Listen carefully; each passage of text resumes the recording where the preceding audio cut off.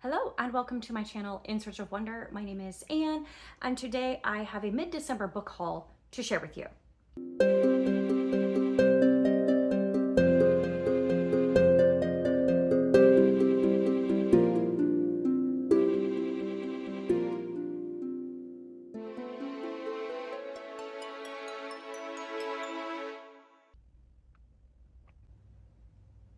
Ooh, that's good. It is a gingerbread latte. I think I need a little bit less of the spices in it.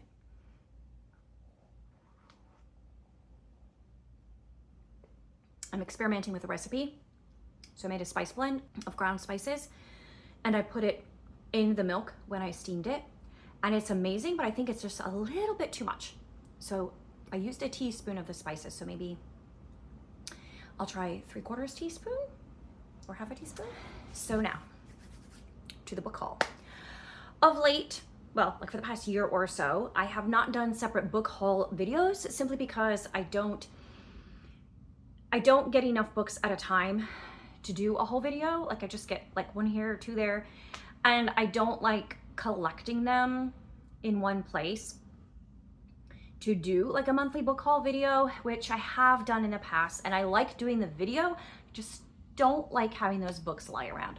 Maybe this coming year, maybe one of my goals can be to like have a specific place for my books that I'm hauling to go, and then I can save them in that place until I do the video, and then I can incorporate them into my shelves if I can find a place for that. We'll see. But anyways, today I do have a book haul video because I participated in a very special event this Christmas that I'm very excited about that. And I have a special gift to share with you that I got, but we're going to save the best for last. A week or two ago, oh goodness, the past 2 weekends have just been literally insane, like packed with things to do. And my sister sent me a message and said, hey, did you know that your library is doing a library book sale? My library, meaning the one in my town where I live, where I go all the time. And she's like, and actually it's pretty good. They have a good selection, so you should try to go. And I was like, yes, I really do want to go, although I'm really busy. So I found some time that Sunday afternoon when they were having their fill a bag sale, and you could fill a bag for $10. I didn't quite get the bag full, and I was also looking for books for resale, and I didn't get a great deal, but I did find some special things. So I am going to show you those right now. So first of all, I got this copy. Now it's a very basic mass market paperback version. However, it's in excellent condition. It was probably printed the 80s or 90s, yeah, 1981, but it's still pristine. So I don't think anybody has ever cracked this baby open. This is The Pilgrim's Progress by John Bunyan, and I don't have a copy of this. Like, this is a Christian classic, and I do love this story. I don't know how often I will read it again. I've read it a couple of times. I don't know if I'll pick it up again, but at the same time, it's a great book to have to keep as a classic. And again, it's not that great of an edition, but since I have none at the moment, and it is a book I like and I would like to keep, at least this is a good copy in the sense that it's in good condition, even if it's not an excellent, special kind of hardcover or whatever edition. And then this one I picked up. Now, there are some Pride and Prejudice sequels that I know I stay away from on purpose because I feel like they have a lot of like spicy stuff in them, and I'm not interested in that. But I flipped through this one, I read the description, I read some reviews on Goodreads, and it seemed like this wasn't like that kind of book. It's called Pemberly, or Pride and Prejudice Continued by Tennant. If you know anything about it, let me know. It's not that long, and so I just got it just for a fun, quick read because, you know me, I love me some Jane Austen retellings, or, continuing with the characters, spin-offs, that kind of thing.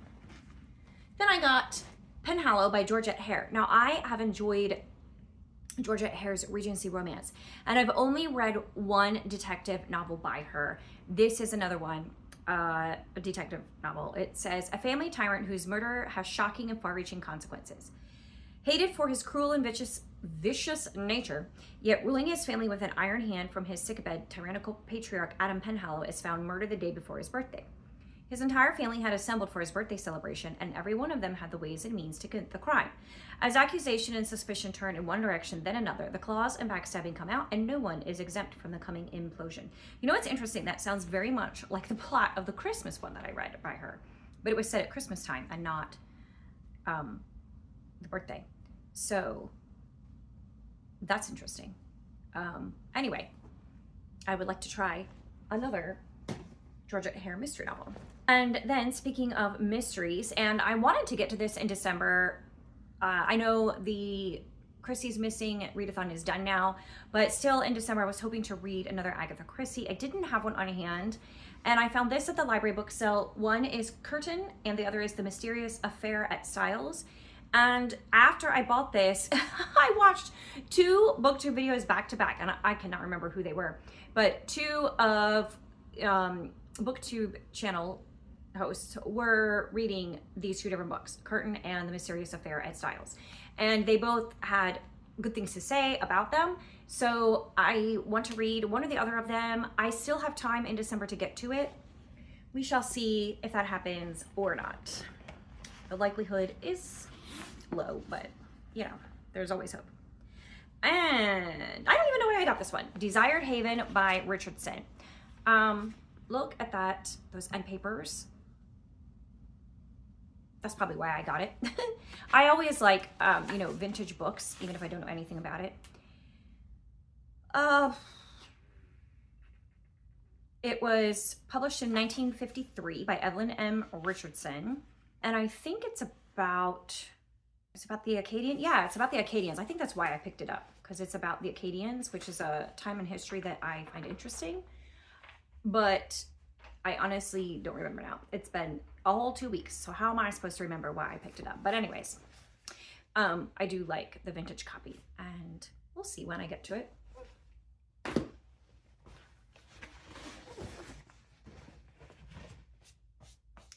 And finally, appropriate for this time of year, I picked up this book, A Christmas Feast, and I love the red spine and the green cover with this little gold embossed bird on the front. And this is just a collection of Christmas short stories, a treasury of Yuletide stories and poems for the whole family. And it has scripture passages, it has short stories by Agatha Christie, poems by Robert Frost, Charles Dickens, Ogden Nash, L. Frank Baum, Hans Christian Andersen, all kinds of stories. Washington Irving, Alfred Tennyson, Louisa May Alcott, all kinds of classic authors and poets. And also there are some essays in there, I think, and some letters and stuff. So it's just one of those fun to read collections sitting by the tree or by the fireplace on a cozy December night. And I will definitely be dipping into this over the Christmas break. If I can have some free time between now and then of an evening by the tree, I might read from it then as well. But for now, I'm gonna save this for Christmas break. My sister gave me some books, and the other one I think is in my other bag that I could borrow. So this is only a temporary haul, so these will not stay permanently on my shelf, which is a good thing. But one is The Christmas Catch by Toni Shiloh, which I want to read and is on my December TBR for this year. So I'm hoping to get to that maybe this week. And I actually wanted to pick it up last week because I actually met Toni Shiloh. Well, I saw her again at a author event near me. And so I wanted to read it before then, but I just didn't have time. So now I'm gonna read it. And I also got by Sarah Monzon, All's Fair in Love and Christmas, which was really popular a couple years ago. So I've been wanting to read it since then, I just didn't. So that's also on my TBR for this year. And we'll see if I can get to these 2 Christmas books. Those 2 and A Sea View Christmas are the other 3 Christmas books that I really wanted to get to this December. And I think I will have time to do that. Speaking of the author event, I picked up a couple books there. And I mentioned this in my weekly reading vlog that will hopefully go live this coming Sunday. I wasn't able to do one this past week because the time, I didn't have time. But hopefully it will come this coming Sunday. And I mentioned this book in there, so you'll see it again if you watch both of those videos. But this Promised Land by Cathy Gohlke, I really, really, really enjoyed reading this book earlier this month. I finished it up towards the beginning of December, and you may have seen my video where I was raving about it, how much I enjoyed this Promised Land. It may be my favorite book by Cathy Gohlke. She was telling me that it just won an award, a library something or other award, a pretty prestigious award is my understanding, although I can't remember the exact title of it. But anyway, it is such a good book. And I realized when I went to read it, I thought I had previously bought a copy of it, but then when I went to read it, I realized that I did not. And so I had to borrow it from the library. So when Cathy Gohlke was at the author event that I went to, and she was selling her books for $15, I was like, you know what? I want to have this one. So I have it, and she signed it to me. I am very excited to add this to my permanent collection. I am pretty picky about the modern books that I keep. I will keep a lot of classics, but currently written books, I'm pretty picky about them. I only keep books that I really love and that I think I might reread at some point, or that I would want to lend to someone else because I would recommend it to them. So that's one that I want to keep. And then I picked up one for another author. I had met her. Her name is Susan Mathis. I had met her at a book festival earlier in the fall. And she had a series that I mentioned at that time that really intrigued me that is set in the Thousand Islands of New York. So now I'm forgetting the geography of it. But during the... Goodness, now I am forgetting all the things. I'm forgetting history, I'm forgetting geography. Pretty soon I'm gonna completely forget my own language altogether. Okay, so you know the era in New York City where you had all the socialites, the fabulously wealthy people, early 20th century, that era, I forget what it was called. But anyway, during that era, a lot of the socialites in New York City, they would buy these islands. There's like over 1,000 islands, or very close to 1,000 islands in New York State. And they would just buy up these islands and they would build castles and mansions on these islands. And they would vacation there, would be like their second home, I think. Maybe their primary home, some of them, but it was just like a prestigious thing to do, to buy this island and build a castle on it. This author, Susan Mathis, she did a bunch of research about that. She was just fascinated by the whole idea. One of the castles you can go and tour today, which I was like, road trip, definitely want to do that. Anyway, so she started to write a book about it. She had been a nonfiction author prior to this point. And so she kind of was a little bit snobby, in her own words, about fiction. Like, she was a nonfiction girl. She liked to write nonfiction. She didn't really like to read fiction. And she kind of looked down her nose at fiction as being somewhat less than. But then she got kind of bored writing her nonfiction. And I don't know what topics she wrote about in nonfiction. She didn't mention, but she got kind of bored of it and she wanted a challenge. And so her husband challenged her to write a fictional story, a novel. And so she did. And she said that she only intended this book, the first one in the series, to be her only book. She only intended to write one book. And she had zero intentions of writing any more novels whatsoever after that. Well, now she has like 20 books. And they're all centered around these islands of New York, but there's multiple different series. And so I got the very first one that started it all because, you know, let's start at the very beginning. A very good place to start, don't you think? So, and it came wrapped as I just showed you. Now I just unwrapped it, but in this cute little organza gift bag. And then it had a candy cane with it and a bookmark. I think that's one of her recent books, and her business card. And this is the book, The Fabric of Hope, an Irish Family Legacy. And so this cover, I think, does not do the book justice. Her other covers have been much more like updated and look really fantastic. This one has a more of a independently published look to it, and I think that they are independently published. But it sounds really good, and I am really interested in reading it. So let me read the synopsis. After struggling to accept the changes forced upon her Margaret Hawkins and her family take a perilous journey on an 1851 immigrant ship to the New World, bringing with her an Irish family quilt she is making. 160 years later, her great-granddaughter Maggie searches for the family quilt after her ex pawns it. But on their way to creating a family legacy, will these women find peace with the past and embrace hope for the future, or will they be imprisoned by fear and faithlessness? So, I am interested in reading this one and then jumping into the rest of the series. And also this one is signed as well. So now we are coming to the part of this haul that I am most excited to share with you.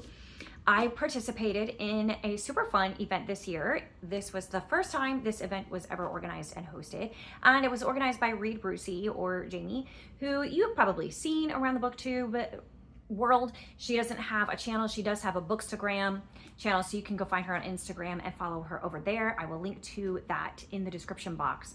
But we were talking on a sprint, I think it was Lucy's sprint, I forget, somebody's sprints. We were talking about Jolabokaflod, which is the Icelandic tradition of exchanging books in order to read them on Christmas Eve.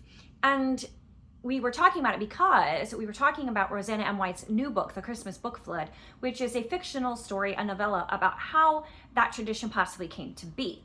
And it's a really fantastic, beautiful, sweet and wholesome Christmas story, historical fiction. I highly recommend, set in Iceland during World War II.